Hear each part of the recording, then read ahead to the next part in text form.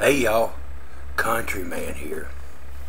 I went down there to southern Ohio where all them prepper people live, and they're weird.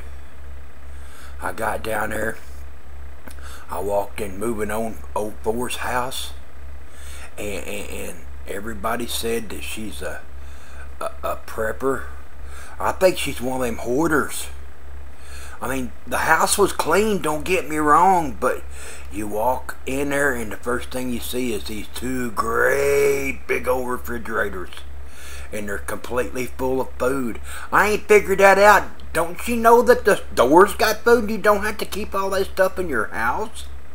And then you walk down the hallway and the whole wall, it's full of jars. And Greg, moving on old 4, put these shelves up and it's got all these dry goods and everything. And then you go in this one room and it ain't nothing but food. I don't know why they just don't go to the grocery store and buy food like regular people. They're hoarding it. But I will give Gloria one good compliment. I did not go hungry down there, and if you did, it was your own fault. Love that woman to death. And her mom, she stays in her room a lot, but when she comes out and you get her to knowing you and you start talking to her, she's one cool lady.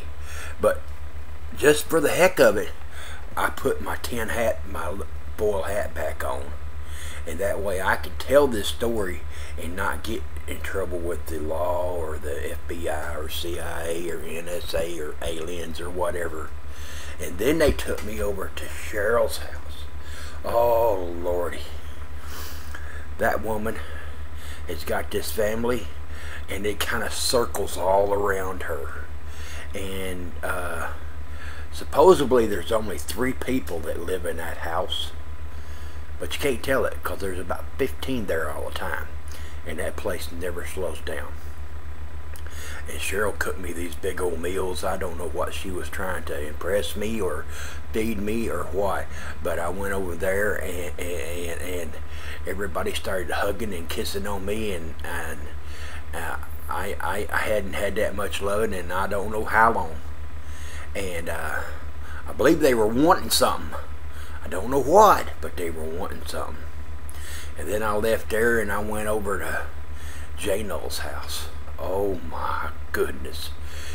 There was all kinds of people over there. Nobody got in fights. Everybody gave me a hug and started feeding me food. This one lady named AJ, she come up and she just squealed when she seen me, and then she fed me twice, 2 big platefuls of food. I love her to death. And then there's this guy that what was his name, Buckrun. I don't know what his ulterior motives are or anything, but he was helping John for free, didn't charge him anything. They put up a battery box and a solar windmill generator and all this stuff for free, and Buckrun didn't charge him nothing. And that solar cabin boy in the woods and his wife were there, and they were hooking up wires, and I don't know if it was for the windmill or it was a bomb or whatever, but they were hooking wires together. And there was people walking around, and I think John Jano is doing genetic experiments on animals, because he had this ham.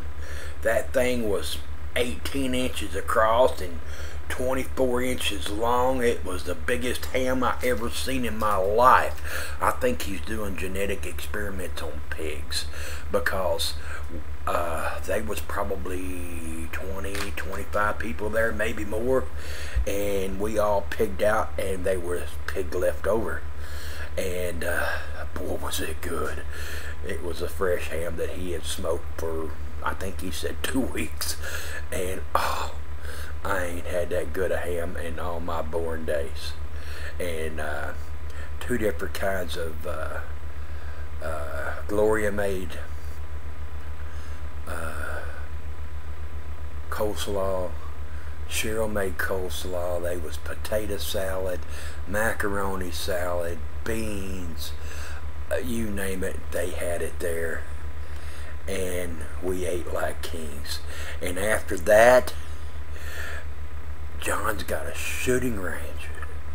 We went and walked maybe a football field or less length down there, and they were shooting guns out in the open. And nobody got killed. Nobody got shot. The kids were having a good time. Matter of fact, the teenage kids were begging to go down there and shoot the guns.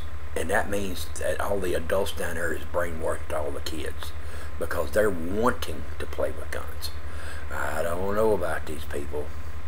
And I shot this British gun, I forget which one it was. It's a .308 round. Maybe somebody can tell me what gun I shot. But I still have a bruise on my shoulder. And I loved it.